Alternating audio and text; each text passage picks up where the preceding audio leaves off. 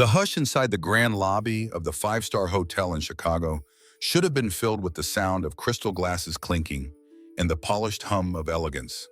Marble floors reflected the glow of chandeliers, suspended like frozen fireworks above the guests who glided through in evening gowns and tailored suits. Every movement seemed rehearsed, every smile designed to display belonging.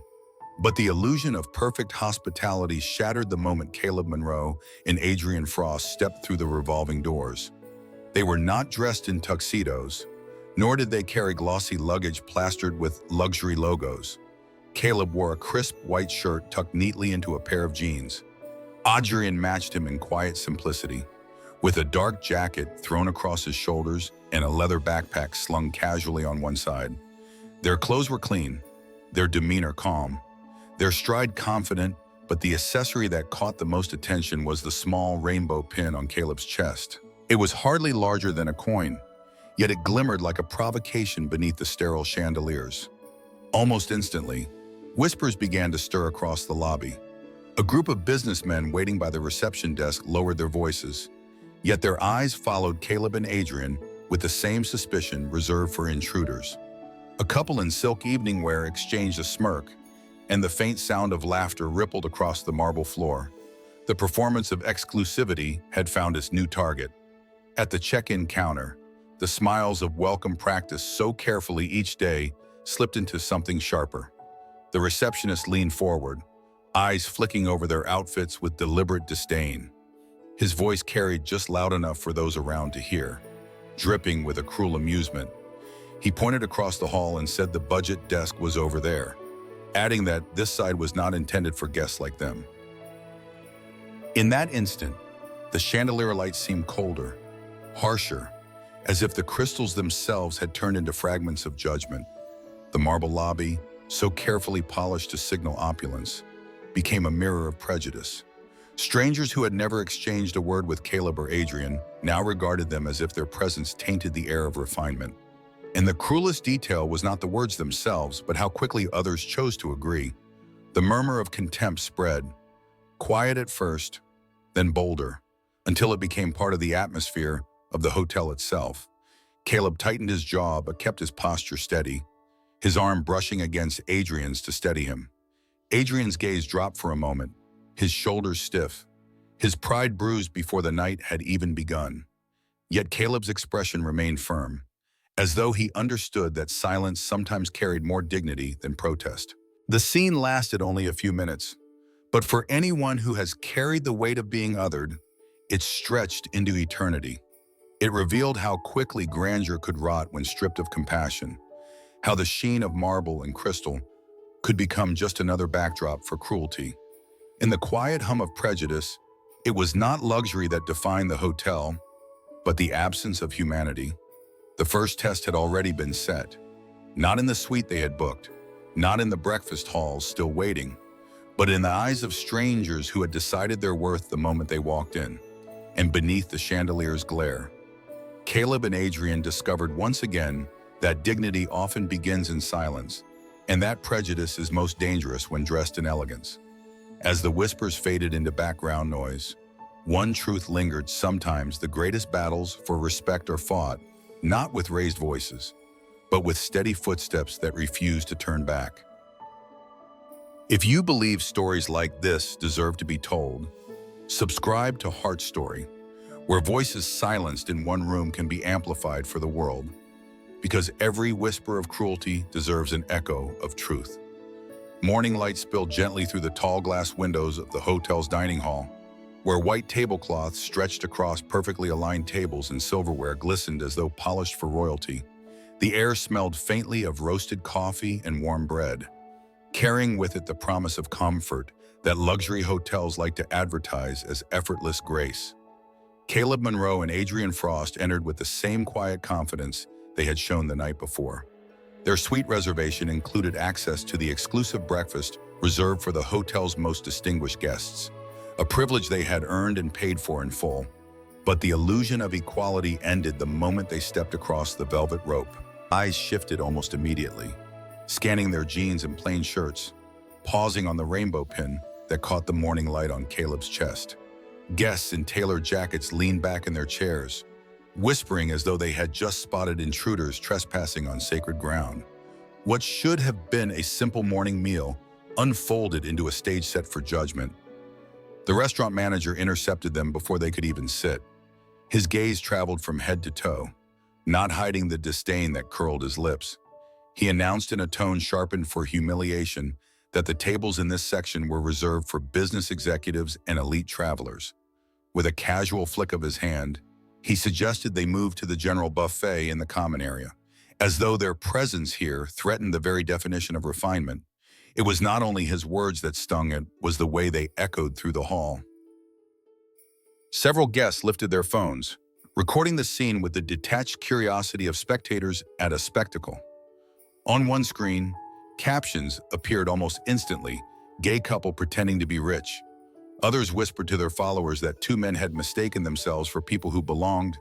The dining hall, meant to serve nourishment, became a courtroom, and the sentence had been decided before Caleb or Adrien had spoken a single word. Adrien's shoulders hunched as he lowered his gaze, his instinct pushing him toward invisibility.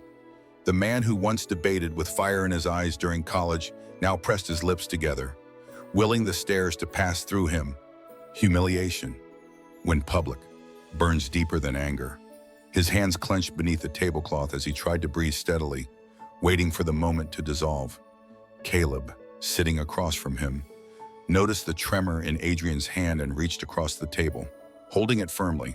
He did not speak, for words in that moment might have seemed like pleading. Instead, his grip communicated what voices could not, that their worth was not decided by strangers, nor by the labels scribbled in captions across live streams. His silence was not surrender, it was defiance disguised as composure. The manager, emboldened by the lack of protest, gestured for staff to prepare another table in the general area. Around them, silver cutlery continued to clink against porcelain plates, but the conversations had shifted. Some guests laughed softly behind raised hands, others smirked into their coffee cups, and a few averted their eyes, unwilling to confront the cruelty unfolding only steps away. The cruelty was casual, almost procedural, as if denying dignity could be listed under daily operations. For Adrien, shame pressed like a weight on his chest. For Caleb, the sting was sharper, for he knew this was not the first time and it would not be the last. Yet he also knew walking away would be more damaging than enduring the spectacle. To leave quietly would mean agreeing with the judgment that they did not belong. So he sat still, hand firmly on Adrien's, waiting for the moment to pass, waiting for the truth of who they were to outlast the performance of prejudice around them. The breakfast hall sparkled with chandeliers and glass windows. But beneath the polish, its heart revealed itself as fragile, cracked by bigotry. It was a reminder that privilege often shields itself with velvet ropes and marble floors, but it cannot mask the insecurity of those who enforce its gate. The lesson in that morning was bitter but clear. Dignity does not come from being allowed to sit at a certain table. It comes from refusing to let others define the value of your seat. The hum of the breakfast hall had barely settled when the next wave of humiliation arrived. A cluster of uniformed security guards approached with steady steps, their black shoes striking the polished marble floor in unison. They carried themselves with the authority of those summoned to enforce order, though what they were enforcing now was not safety, but prejudice disguised as policy. The manager, still standing stiffly near the entrance, pointed discreetly toward Caleb Monroe and Adrien Frost. His instructions were clear, without needing words to remove them. The guards moved closer, their presence heavy, and the diners who had been whispering only moments before now leaned back to watch in silence. The quietness was not neutral, it was complicit. A silence that said, "Let them be taken away. It is not my problem." One guard leaned forward and asked them to leave the dining hall. His voice was professional, but his eyes betrayed something else, the assurance that men like Caleb and Adrien could be dismissed without consequence. The rainbow pin on Caleb's chest seemed to glare brighter under the overhead lights, like a target painted on his shirt. Caleb did not rise. Instead, he reached calmly into his pocket and placed a key card on the pristine white tablecloth. It gleamed under the chandelier light, embossed with the unmistakable mark of the presidential suite. It was more than just access to a room. It was proof that they had every right to be here. Yet the manager smirked as if the gesture were little more than a trick. With a curl of contempt, he remarked that papers and plastic did not define class, that there were standards here which people like them could never meet. The insult sank into the air like smoke, clinging to the silence. Some guests nodded discreetly, affirming the cruelty as though it were tradition. Others avoided eye contact, unwilling to acknowledge what they were witnessing. For Adrien, the humiliation deepened. He leaned closer to Caleb and whispered softly, his voice almost breaking, suggesting that perhaps they should just leave, escape the suffocating air of disdain. But Caleb's eyes remained steady. He turned his face toward Adrien, and though he did not speak, his resolve was unshaken. His silence now was not resignation, but resistance. Every fiber of his being declared leaving would be surrender, and surrender would mean validating the very hatred they had endured all their lives.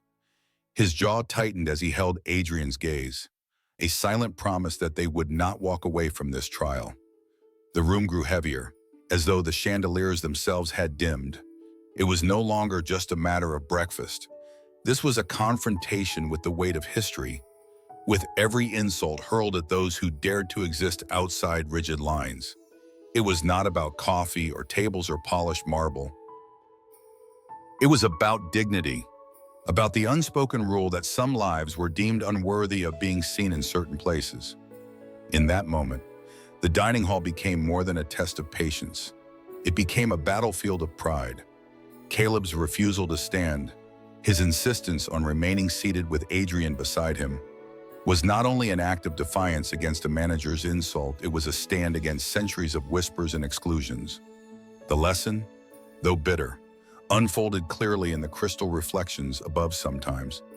Injustice does not roar in open violence. Sometimes it arrives dressed in uniforms and served with polite words, convincing others it is nothing more than protocol. But the truth is sharper. To walk away is to confirm the lie that prejudice has power. To remain is to prove that dignity cannot be revoked by the arrogance of others. The dining hall trembled with silence. The guards waited for the signal to escort Caleb Monroe and Adrien Frost out, while the manager stood tall, his confidence sharpened by years of believing prejudice could be disguised as professionalism. Around them, guests sat in uneasy expectation, some entertained by the spectacle, others too timid to intervene. The marble, the glass, the chandeliers all glittered coldly as if bearing witness to an unspoken cruelty. Caleb did not flinch. His hand moved slowly, deliberately, as he reached inside his jacket. When it emerged, it carried not the plastic key card of a guest, but something heavier in its implication. He placed it gently on the table, a card of obsidian black, its surface gleaming with a silver emblem, etched so finely it caught the chandelier light like a shard of moonlight. It was a shareholder's card, a token of ownership, not merely access. For a moment, the room did not breathe. A woman seated at a nearby table gasped, her eyes widening in recognition. She whispered to her companion, her voice trembling as she explained what the symbol meant. Caleb was not just a guest. He was one of the people who held equity in the very chain of hotels whose staff now sought to eject him. The ripple of realization spread across the hall. Murmurs shifted from mockery to shock, and every camera phone raised to mock now captured the beginning of shame. The manager's confidence faltered. His lips parted, searching for excuses, clinging desperately to the authority he thought was his. With a shaky breath, he muttered that he was only following protocol, that his actions were never meant to discriminate, only to maintain standards. Yet his words rang hollow, echoing weakly against the weight of the black card glimmering on the table. Adrien, who had remained quiet beneath the weight of humiliation, rose from his seat with newfound composure. From his briefcase, he produced another document, not a symbol of wealth, but of law. He held up the certificate that named him as a senior attorney for the National Civil Rights Defense Organization, A body whose mission was to confront exactly the kind of prejudice that had poisoned this room. His voice, calm yet cutting, carried across the dining hall as he identified himself and the principles he defended. The silence cracked. Conversations erupted. Phones that once streamed ridicule now broadcast outrage. Livestream comments exploded with anger directed not at Caleb and Adrien, but at the hotel, the staff, the smug cruelty paraded in the name of luxury. The guests who had laughed sank lower in their seats, suddenly aware that their complicity had been captured alongside the bigotry they had condoned. The guards shifted uneasily, realizing they had been summoned into a drama that no longer favored those who commanded them.